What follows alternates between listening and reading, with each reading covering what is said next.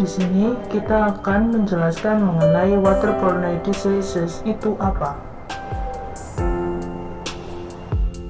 Waterborne diseases adalah penyakit yang ditularkan langsung melalui air minum, di mana air minum tersebut mengandung kuman patogen sehingga menyebabkan seseorang yang meminum air tersebut menjadi sakit.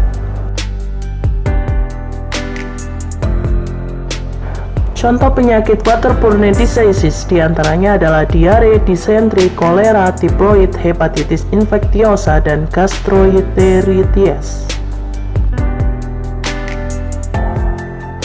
Distribusi frekuensi diare berdasarkan Profil Kesehatan Indonesia tahun 2020 yang disahkan oleh Dinas Kesehatan Republik Indonesia tahun 2021, salah satu penyakit waterborne diseases yang angka kasusnya cukup tinggi adalah penyakit diare, di mana diare merupakan penyumbang penyebab kematian pada anak usia 29 hari sampai 11 bulan dengan presensi 9,8% kasus kematian dan juga penyumbang penyebab penyakit kematian pada balita usia 12-59 bulan dengan presensi 4,55%.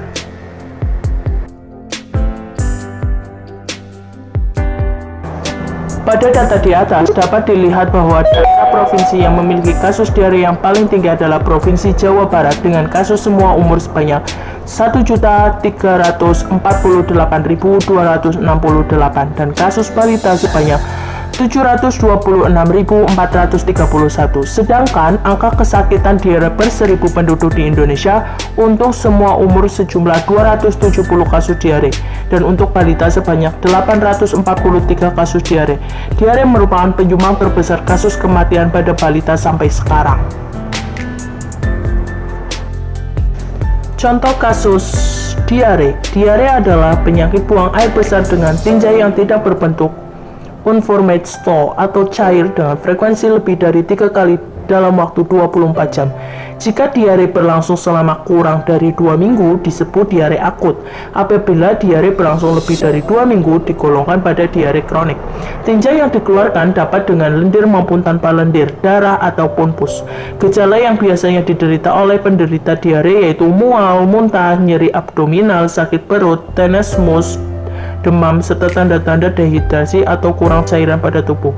Penyakit diare sering menyebabkan kejadian luar biasa di masyarakat dan juga menjadi penyebab kematian utama pada balita.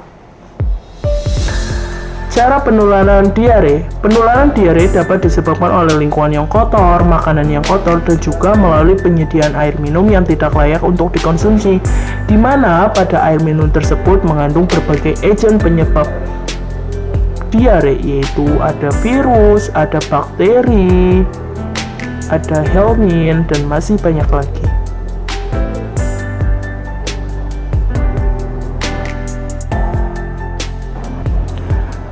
Faktor resiko. Sarana air bersih sangat berpengaruh terhadap kejadian diare. Syarat sarana air bersih diantaranya adalah tidak berbau, tidak berwarna, tidak berasa, dan tidak mengandung agen penyakit. Banyak masyarakat yang menyepelekan mengenai air bersih, di antaranya adalah lokasi dan konstruksi sumur galian yang tidak sesuai dengan persyaratan lokasi. Persyaratan sumur galian antara lain adalah memiliki jarak minimal 11 meter dari sumber pencemar bakteriologis.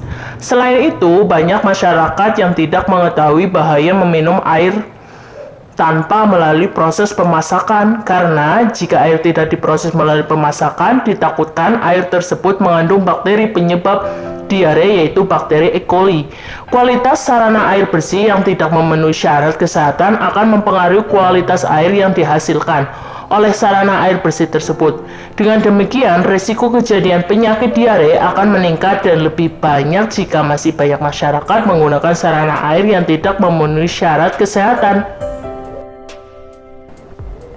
Upaya pengendalian penyakit waterborne diseases diare dapat dikendalikan dengan berbagai upaya, baik dari pemerintah nasional dan juga internasional. Upaya pengendalian diare yaitu dengan cara meningkatkan perilaku hidup bersih dan sehat, seperti rajin mencuci tangan ketika akan makan, membuang sampah pada tempatnya, jajan dengan jajanan yang sehat, serta buang air besar pada jamban sehat. Kebijakan nasional, pemerintah juga berperan aktif pada upaya pengendalian kasus diare dengan menetapkan kebijakan-kebijakan sebagai berikut. Yang pertama, melaksanakan tata laksana penderita diare yang melalui standar baik di sarana kesehatan maupun di rumah tangga. 2. Melaksanakan surveillance epidemiologi dan penanggulangan kejadian luar biasa. Yang ketiga, mengembangkan pedoman pengendalian penyakit diare. Yang keempat, meningkatkan pengetahuan dan keterampilan petugas dalam pengelolaan program yang meliputi aspek manajerial dan teknis medis. Yang kelima, mengembangkan jejaring lintas sektor dan lintas program. Yang keenam, pembinaan teknis dan monitoring pelaksanaan pengendalian penyakit diare. Dan yang terakhir, yang ketujuh adalah melaksanakan evaluasi sebagai dasar perencanaan selanjutnya. Kebijakan internasional. Kebijakan internasional juga berperan aktif pada program pengendalian diare. Di antaranya yaitu dengan adanya komitmen secara internasional untuk menggunakan oral rehydration salt (ORS) untuk pengendalian diare secara efektif dan terjangkau. Pada bulan April 2009, WHO merekomendasikan semua lembaga kesehatan di dunia untuk memberikan vaksinasi rotavirus pada program imunisasi nasional. Semua bidang kesehatan baik nasional maupun internasional telah bekerja sama guna menurunkan angka kasus penyakit waterborne diseases diare.